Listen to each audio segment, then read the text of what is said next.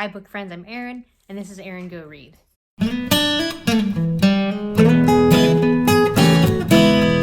Simon over at Savidge Reads is hosting Hibearnation, a stay-at-home readathon where the goal is to read for 24 hours within a 48-hour period. Now, I'm gonna fudge that a little bit. I'm gonna start this evening, being Friday evening. So from kind of whenever I finish my work day, hopefully 4 or 5 o'clock this evening, I will start and then go through Sunday. And the goal is to read for 24 hours within that period. He has some prompts. I have some books that are going to satisfy those prompts. I have a couple other books that I just want to get finished up in by the end of the month, so those are included as well. The first prompt is to read a book by a favorite author.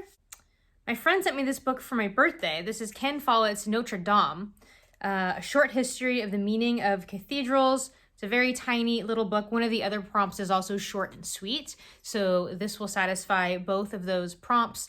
Ken Follett is one of my favorite authors. He wrote The Pillars of the Earth and the Kingsbridge series or trilogy. I don't know if he plans on there being more. There are 3 books now. And also the Centuries trilogy, which starts off the first one just before the beginning of World War I, just before the Archduke Franz Ferdinand is assassinated. And then the last one ends up in more modern times. The second prompt is to read a book that you've been saving for a rainy day, and that is going to be The Girl with the Pearl Earring by Tracy Chevalier. I read Remarkable Creatures by her, I think like a year ago, and I really enjoyed that. And she has a new book, A Single Thread, which is on the BookTube prize list, so hopefully that advances on and I will be reading that soon. And I have never read kind of the book that she's most known for, which is The Girl with the Pearl Earring, which I don't know much about it other than I think it's a fictionalized idea of the actual young woman who sat for the painting of the girl with the pearl earring.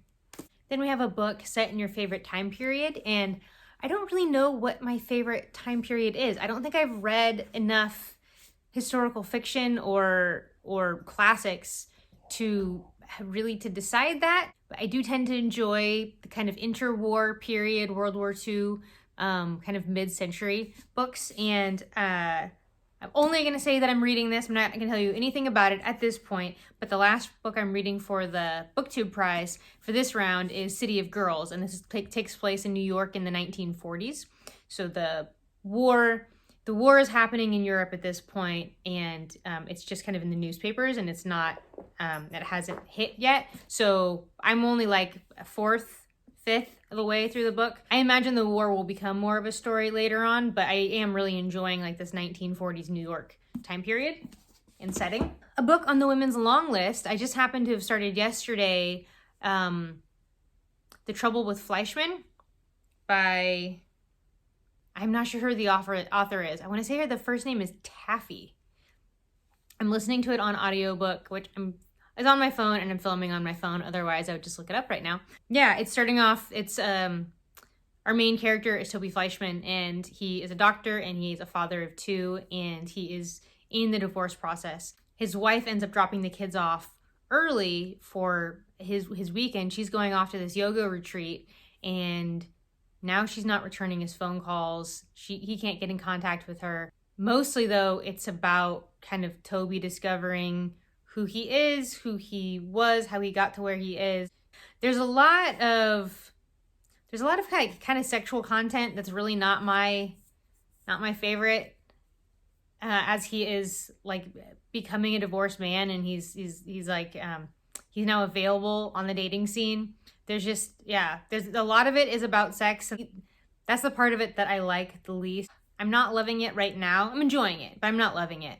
It's on the Women's Prize long list, and I was able to get it right away from my library audiobook app. And then the last prompt is for a book with a bear on it or a bear in it. I don't think I have anything that satisfies that. The only thing I have, A Walk in the Woods by Bill Bryson, but I just read that kind of recently. Simon, who is running Hibearnation, also loves foxes. So I'm going to read The Fantastic Mr. Fox. It's also middle grade March, so I can get one more middle grade book in there. And it is also short and sweet.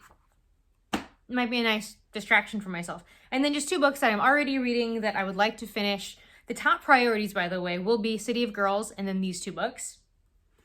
I would love to finish The Secret Garden. I'm like a quarter maybe of the way through this, and it's been nice just to kind of dip in and out of this, just get like very different from anything that is happening right now in reality, other than the fact that it literally starts with cholera. That's like the very, like the 5th page of the book. I was like, when I started this, it was just like, oh, I need to escape reality.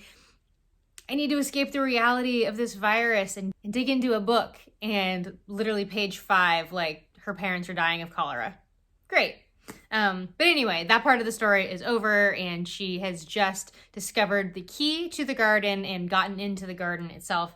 And I believe that she will soon be meeting the boy character in the story, which is, we're way further into the story than my recollection of it. And I'm actually not positive if I ever read this as a kid or if it's just the, I think the 90s adaptation of it that I watched several times as a kid. But I have a picture in my head of a kid in a wheelchair and her basically calling him a sissy, and her like standing at an open window and like opening up the windows and telling them they needed to get some fresh air and sunlight. So read this one.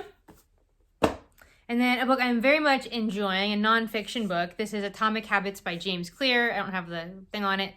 And Atomic Habits, basically he says right at the very beginning, he just kind of gives you definitions. Atomic, an extremely small amount of a thing, the single irreducible unit of a larger system, the source of immense energy and power. And then habit, a routine or practice performed regularly, an automatic response to a specific situation. So I think this book would be beneficial for anyone. There's probably a lot of things that you might already be aware of, or that you already, practices that you already employ, but you don't necessarily have a name for it or a methodology behind it. And as a health coach, this is something I'm always trying to learn more about habits, so we can take positive lifestyle behaviors and make them habits. In my work as a health coach, the information that I'm learning in this is invaluable. A lot of this isn't necessarily groundbreaking information. He's just compiled other people's information and he's putting his own spin on it, his own words to it. And I'm very much enjoying this. I'm a little over halfway through this. So these are the books that I plan to read over the weekend for Hibearnation. Stay at home, be alone together in reading. I love to know if you're participating. I will link Simon's video in the description box. Thank you for watching. See you around the tubes.